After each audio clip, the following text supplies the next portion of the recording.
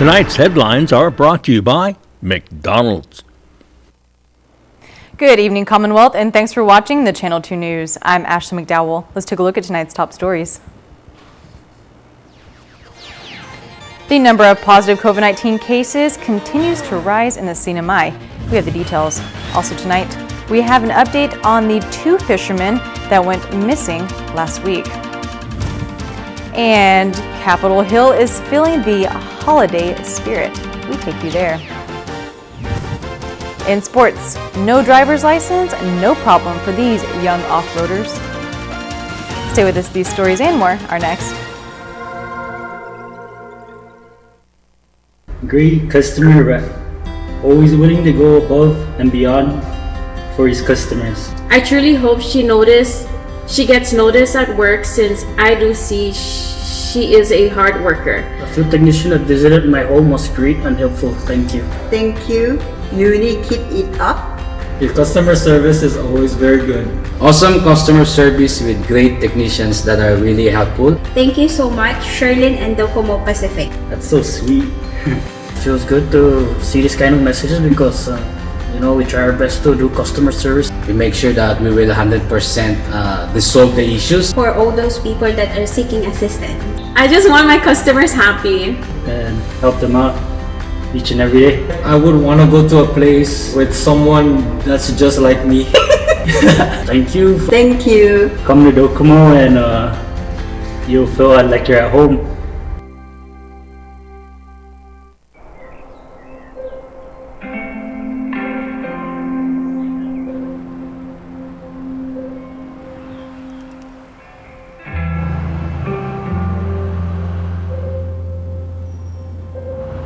For all those going out each day, doing what they can to hold us all together, we're here to help those helping us all by keeping our lights on.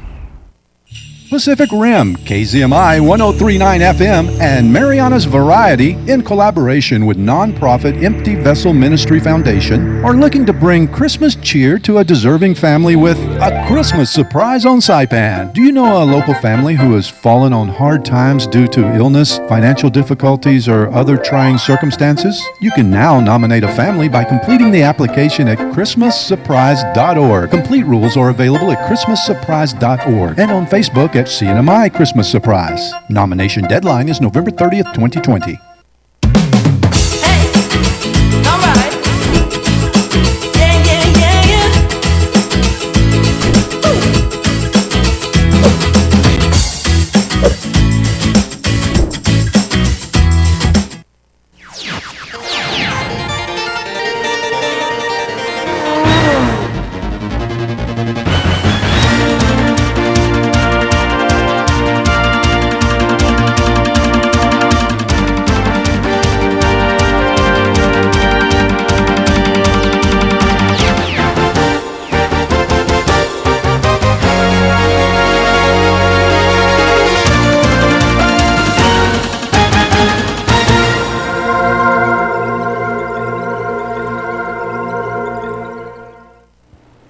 Halfa Day Tiruwami and good evening, Commonwealth. Today is Monday, November 30th, 2020.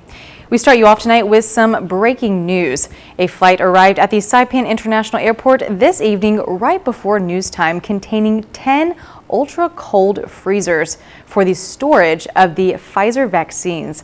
According to Governor's Authorized Representative Patrick Guerrero, the freezers are from Korea and arrived on an Asia-Pacific plane chartered by the CNMI government. Stay with KSPN as we bring you more on this story.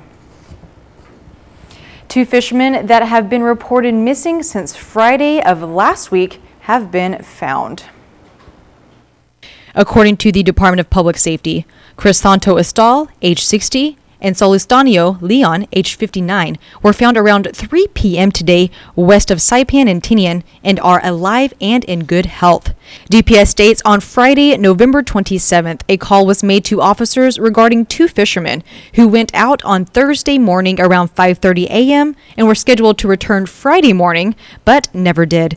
DPS states the fishermen were utilizing a white 21-foot fiberglass boat named Sea Swirl. DPS Zodiac 1 rescue boat and DPS Impact Rescue Boat were launched along with the U.S. Coast Guard to search the west side of Saipan and Marpi Reef, Goat Island, and Tinian. DPS made contact with 6 vessels who reported they did not see the missing vessel or the 2 fishermen. The search continued Saturday and Sunday along with the U.S. Coast Guard from Guam, but neither the vessel or fishermen were found. DPS states more information on today's rescue of the fishermen will be provided once available.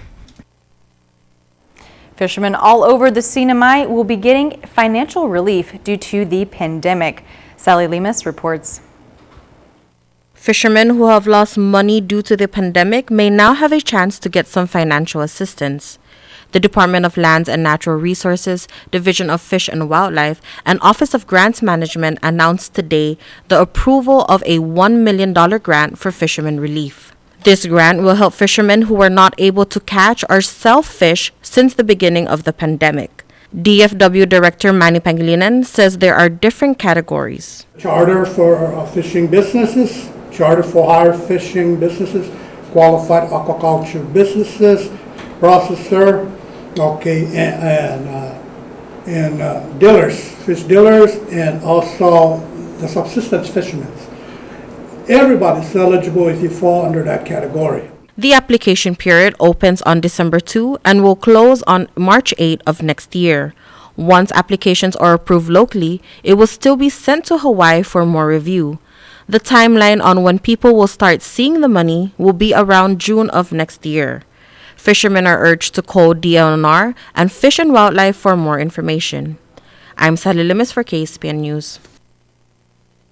Thank you, Sally. An individual tested positive for COVID-19 over the weekend, bringing the total number of positive cases in the CNMI to 105 since March. According to CHCC, the individual was identified through travel screening and was confirmed positive for COVID-19 through 5th-day testing on Saturday. The individual has been moved to isolated quarantine at Kanoa, and contact tracing has been initiated, including those on the same flight. The COVID-19 diagnosis states the individual originated from a U.S. territory. It has been 102 days since the last community transmission. The holiday season has officially begun up on Capitol Hill.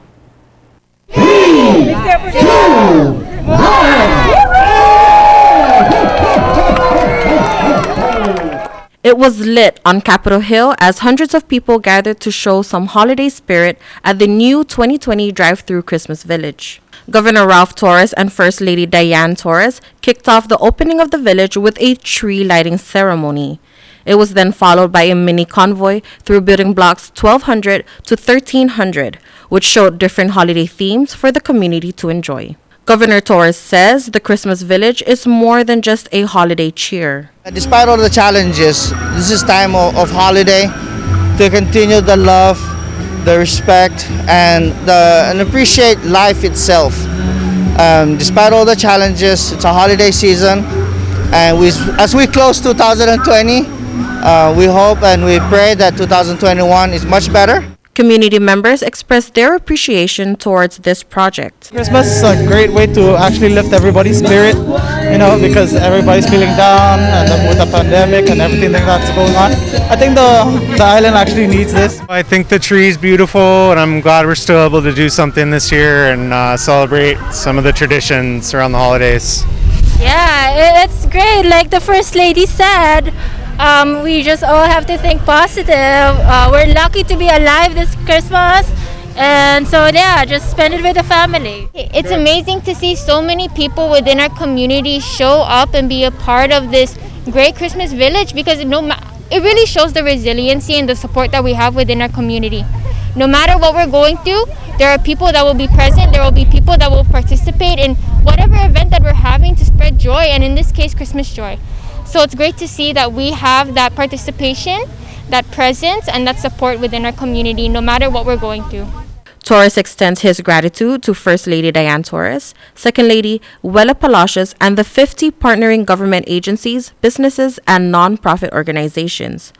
But he most especially thanks the community. We would not be where we're at without our community support. Of course, our first responders, the task force, our hospital, nurses, doctors, everyone. So again, on behalf of the Lieutenant Governor, his wife Wella, my wife, and our family, we want to wish you and your family a happy holidays, Merry Christmas, Happy New Year, and let's close 2020 and start a new year, 2021. Be safe and let's enjoy our families and our friends this holiday. Reporting for KSPN News, I'm Sally Lemus. Coming up, we speak with the PSS Youth Advisory Panel about this school year's changes, online learning. Stay tuned.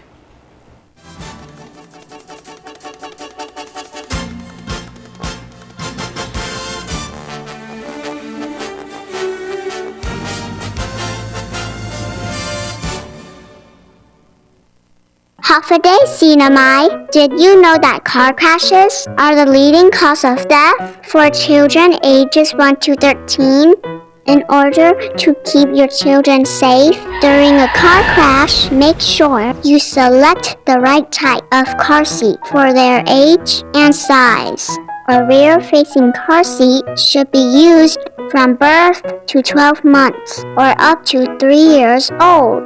Forward-facing car seats are for children from 1 to 3 or up to 7 years old. Booster seats are for children from 4 to 7 or up to 12 years old. Seat belts are for children 8 to 12 years old or older. For a seat belt to fit properly, the lap belt must lie snugly across the upper thighs, not the stomach. The shoulder belt should lie snugly across the shoulder and chest and not across the neck or face. Do not move your child to the next car seat level until he or she reaches the top height and weight limit allowed by your car seat's manufacturer. Remember, your children are the most precious cargo when driving. Keep us safe and buckle us in. We depend on you. Thank you. Jose and Pedro were born on the very same day. Jose liked to play sports. Pedro liked to play video games. Jose's favorite word was pass. Pass me the ball. Pedro's favorite word was pass too. Pass me the rice. Jose is retired and has both time and energy. His life is just beginning. Pedro has diabetes, hypertension, and gout. His life could soon end. Eat less, play more, live longer. Brought to you by PHI, the pharmacy you can trust. Buy one, get one free for the off-road adventure at Mariana's Trekking. Come ride our side-by-sides at our best price ever and experience a great 90-minute trail ride. Rain or shine, hopefully rain. Book now at Mariana's Trekking. Saturdays and Sundays by reservation. Call 323-8735 or book at marianastrekking.com.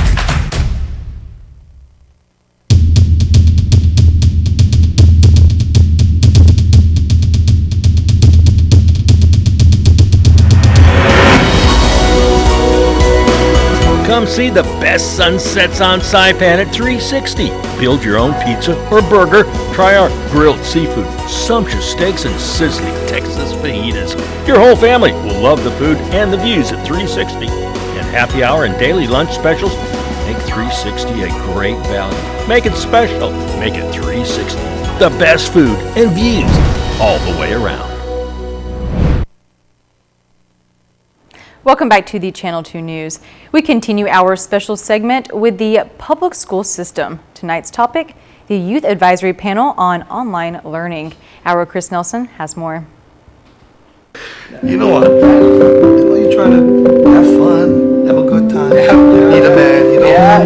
We fool around a little, so that's why we're on the bill. When the time is right, I don't have to worry about getting pregnant or anything. They won't be home for a few more hours. Remember that?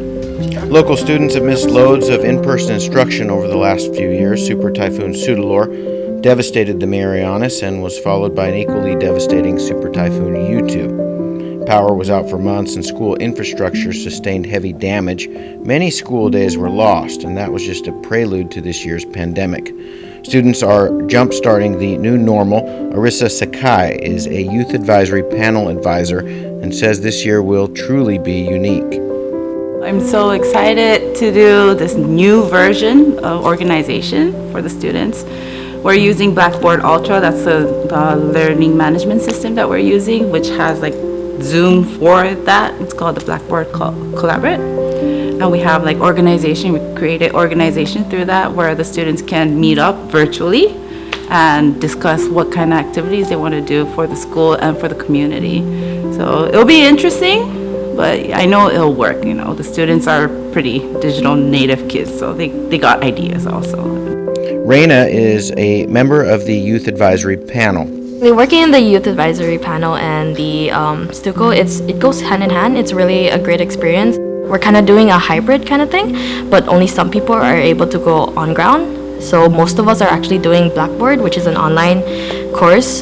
So I think what we really need is an efficient way to communicate with the students, especially to those that don't have those, like an internet access, for those that do not have, you know, those devices that are not readily available for them. So really that's what I think we need more of. Of course, we all know a lot of students, they are not, like, they don't have those resources available at home, and so it's important that we get that information so that we are able to disperse it to the other students, because as of right now we are just adjusting. We are trying to find a way in order for us to all be organized in this new school year, how we are going to be doing all of this online learning, because we really need to adjust to it. It's super new to all of the students, all of the teachers as well. So I think that's what we're mainly focusing on. We are just going to disperse the information as much as we can, because communication is really key everywhere, right? And so I think our job right now as youth leaders is to make sure that every other student knows the information, what's passing down from the leaders all the way to them. Because from my experience, I'm usually the ones that are sending out a long paragraph with a lot of information on what to do for example, the cell packet, the laptop distributions, important dates to know, some stuff like that.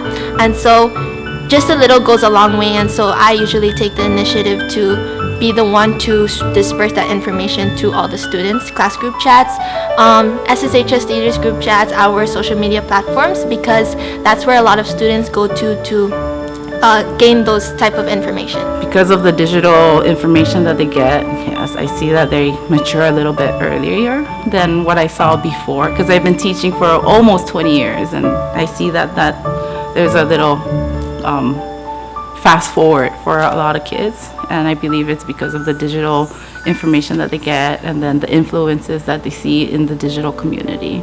So we do believe that digital etiquette and digital community and globalization from the digital thing is a very important curriculum that they need to go through. Sakai has been involved with the Youth Advisory Panel for close to a decade and has seen the fruits of developing local leadership. So the Youth Advisory Panel leaders are actually leaders in the community now. There's a couple of graduates from Southern who became NMC's student government leaders, and then there's active community service that's going on. What are you most proud of with this program? The program itself does a lot of awareness regarding anti-bullying.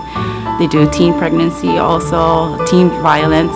So they're very active regarding all of these teen problems, and what they do shows all the kids that they're not alone. And then we are here for them to help. Yeah, all these problems that they have, they surface, they face.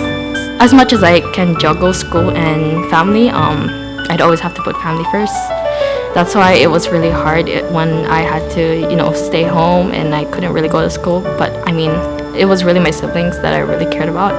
They're the ones I was thinking about, so that was the hardest part in high school. I mean, we're still going through it, but I think right now, because I have a great advisor, I have great people to look to, I'm able to go through it. I really think that everyone they shouldn't be scared to leave their comfort zone. Really, the comfort zone I was always so scared to leave mine, but I kind of branched out, and I have no regrets doing that. Like this interview, I'm really nervous, but it's not, whenever you stay in your comfort zone, you don't know your full potential. I think you guys should all just go for it. 4 years of high school, it's scary, but it's also fun. It's the last 4 years before you're an adult. I would say that there are students at my school that come to me for help. They ask me for advice, and so I try to do my best to give them as much advice as I could, because a little goes a long way. And so if you do just talk to the students, it's really important. Really care for them and make sure that their well-being is secured. Never miss an opportunity. There's always opportunities out there, and it's best you take every opportunity.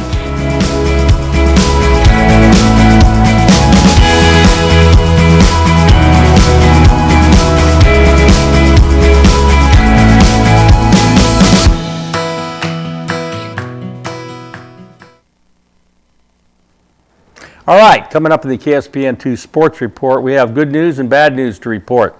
The bad news is the Camp Pacific Racetrack is closing, and that's also the good news.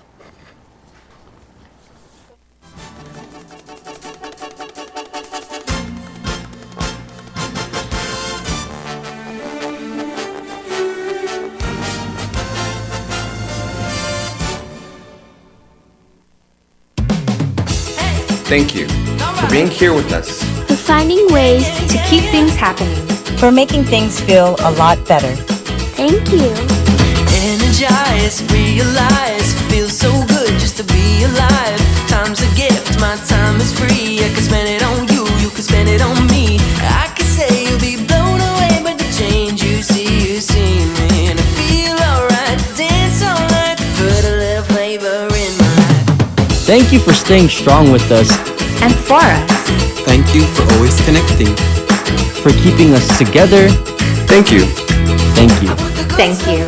Thank you. Thank you. Thank you for reminding us that despite this distance, we are still better together.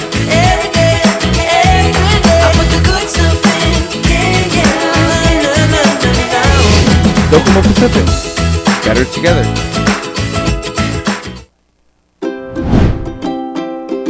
The Tan Soo Lin Foundation promotes the culture of giving back. The foundation and its generous partners are committed to supporting programs that include health, education, and sports. Initiatives that promote arts and culture, the environment, and tourism will benefit our community and our residents.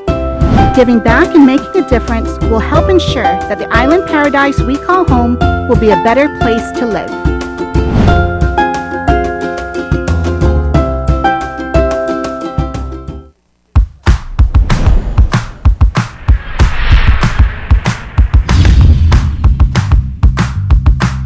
Hi, I'm Dre, one of the personal trainers here at Ghost Gym, and today I want to go over some exercises that you can easily apply into your current exercise program. Now I have here with me Vince, and he's going to be demoing some of those exercises. Now the first one today is going to be a one-arm dumbbell row. Before I have Vince here execute a few reps, what we want to remember with virtually any exercise is your setup. If you start in a bad position, it's not going to look good, and it's certainly not going to feel good. So a common mistake with here is obviously a rounded upper back, and as you can see, he's not very rigid or stable. So what we're gonna do is correct that just a little bit. So his supporting arm and his leg that's supported on the bench as well we wanna lock that in. Open up that leg a little bit to allow for a better path on that dumbbell. With the elbows coming up way too high, you can see the shoulders riding forward, and that's not what we want. So ideally, what you wanna think about is pulling with your elbows and stopping right at the midline of your body. So in this position right here, you can feel his entire upper back along with his core.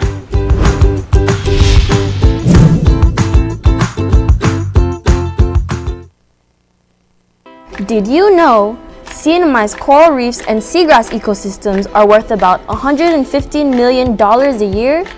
Coral reefs alone are valued over $100 million a year.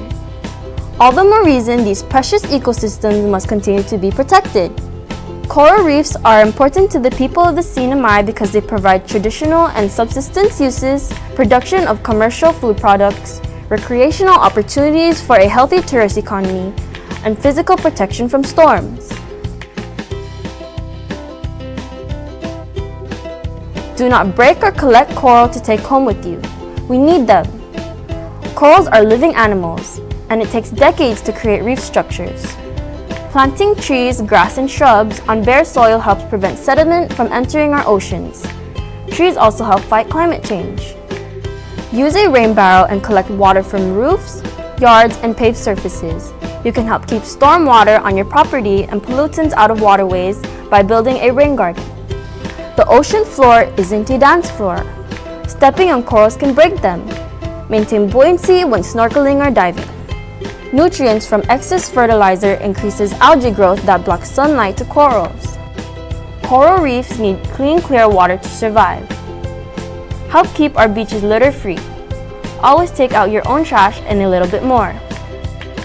Anchor in sandy areas away from coral and seagrass or use mooring buoys so the anchor and chain do not drag on nearby corals. Reduce, reuse, rethink, repair, refuse, recycle. Do not feed the fish. Do not take or step on coral. Do not collect shells. Do not fish. Help with local tree planting community events, local beach cleanups, and get involved in protecting your watershed. Participate in training or education programs that focus on reef ecology. You can make a difference. Please contact Mina to get involved in community conservation.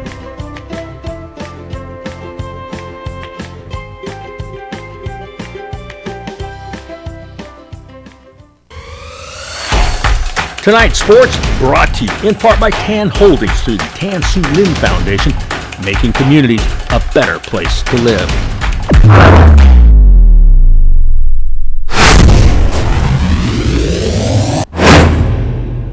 Buenas sports fans.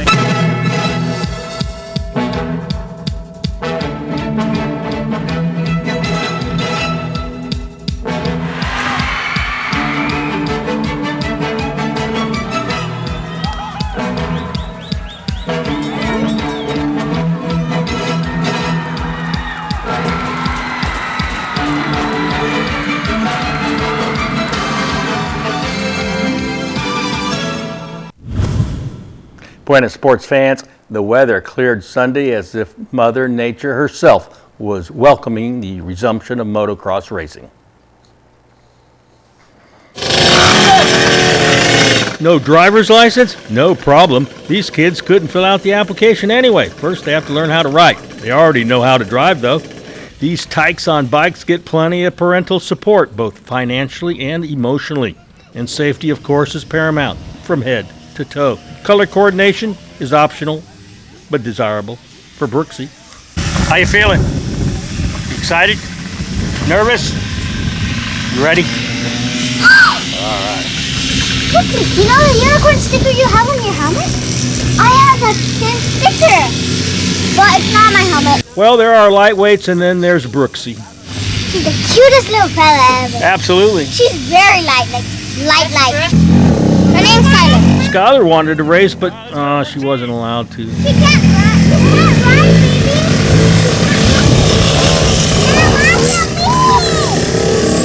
You want to ride? She can't ride. Why not?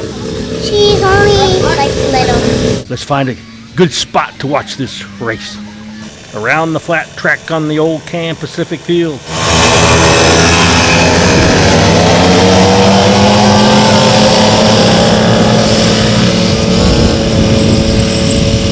Number 44, Keenan Togawa, taking the lead, and he would not let it go. He goes to the head of the class. He's the class of this class.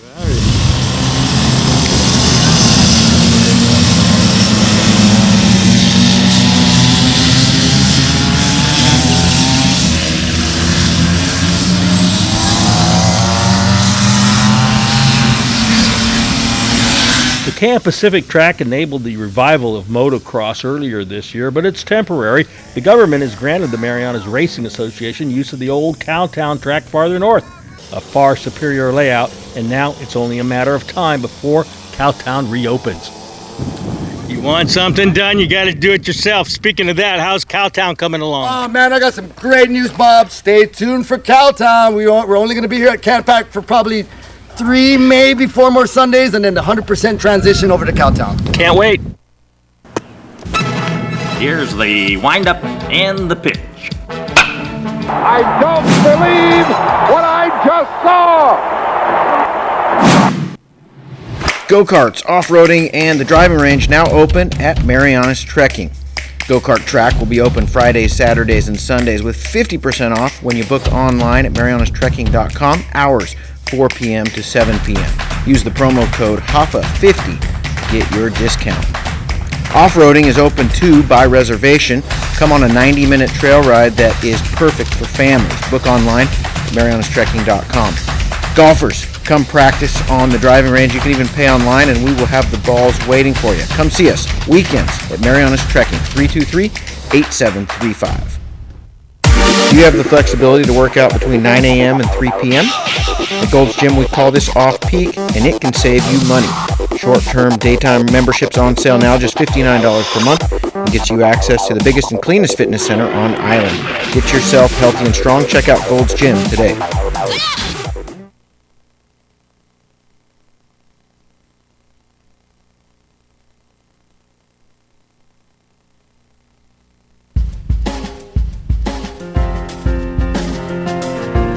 All right, today's high 88, the low 79, heat index 103. Wow, and this is the end of November. Humidity 77%. Tomorrow, mostly cloudy, some isolated showers. East winds 15 to 20, high around 88 and low 80. Seas are 8 to 9 feet out there, so beware of rip currents. Small craft advisory in effect. Sunrise 6:27, high tide 9:15 in the morning, a low tide 2:30, and then sunset at 5:45. And that's it for November. We'll see you back here in December. Have a good night.